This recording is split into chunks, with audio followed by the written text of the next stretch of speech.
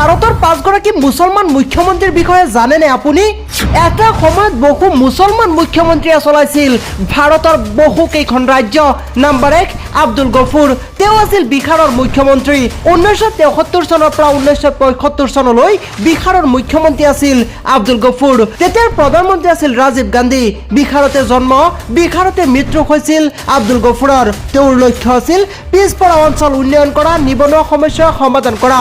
Number 2 Syed Anowara Timur, অসমৰ প্ৰথমগৰাকী মহিলা মুখ্যমন্ত্ৰী আছিল তেওঁ। 1980 চনৰ পৰা 1981 চনলৈ অসমৰ মুখ্যমন্ত্ৰী হিচাপে দায়িত্বত আছিল তেওঁ। তেওঁৰ লক্ষ্য আছিল মহিলাৰ শিক্ষা, সামাজিক উন্নতি। নম্বৰ 3 মহম্মদ আলিমুদ্দিন, মণিপুৰৰ প্ৰথমগৰাকী মুখ্যমন্ত্ৰী আছিল মহম্মদ আলিমুদ্দিন।